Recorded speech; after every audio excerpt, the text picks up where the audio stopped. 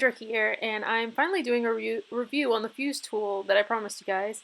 I'm just taking out everything that comes in it so you can see what I get. You get the silver ruler, the tool itself, the little stand that comes with it, which is really convenient because it gets really hot. So warning, be careful while using this because if you're like me, you could burn yourself.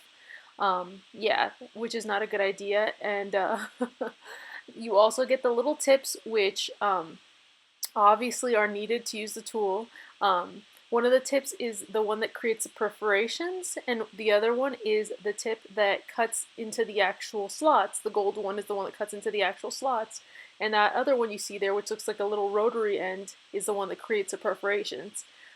Before you get your tool heated, you're going to want to put it in your tip, which, is mostly, self-explanatory, but just be careful.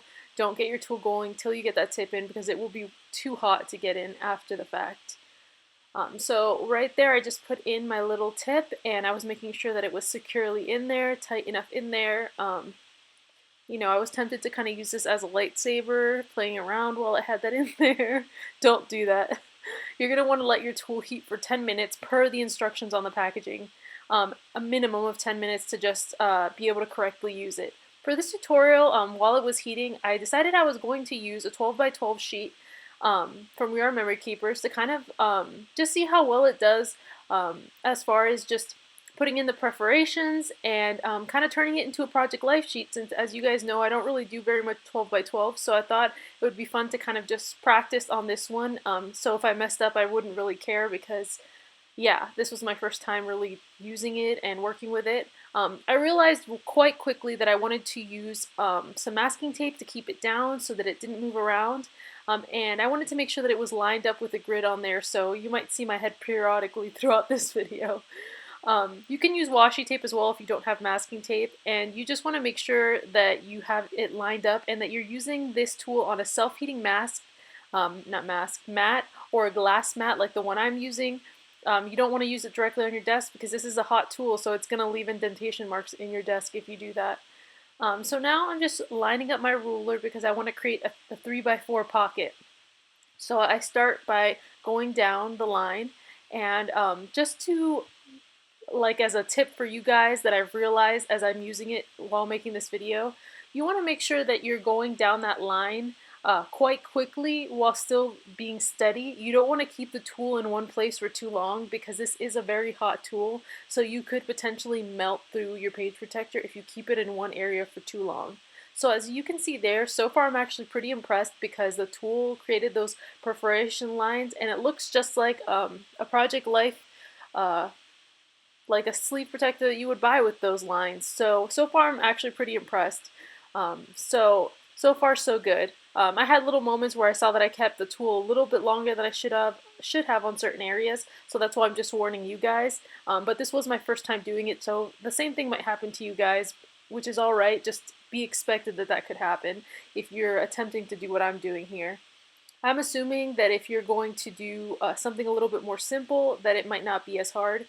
But I basically filled the whole 12 by 12 sheet with 3x4 pockets. So I turned a 12 by 12 into basically a Project Life page protector, which I thought was pretty freaking cool.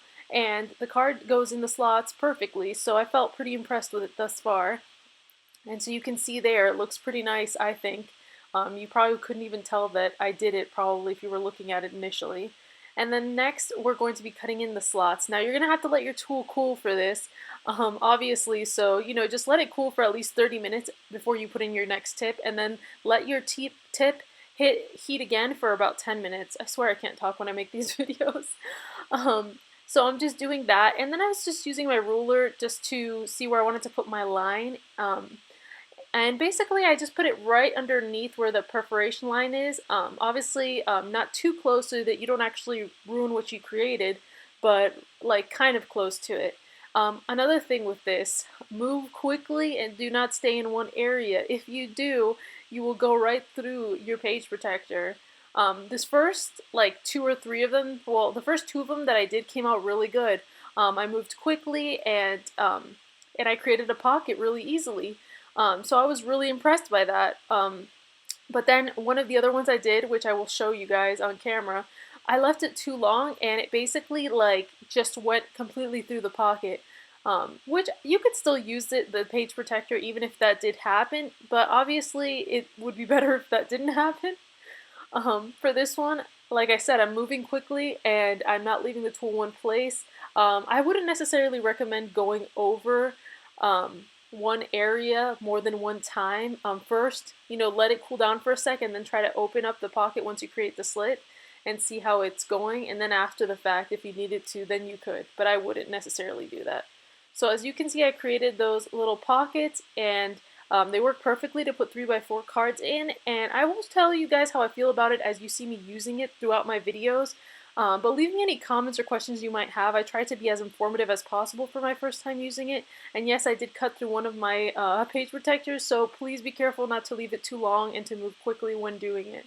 I hope you guys enjoyed this video. Give it a thumbs up if you're liking me to do reviews on tools and things. And thank you guys always so much for watching and for supporting my channel. Be sure to subscribe if you're not already. And I will see you guys again very, very soon. Bye!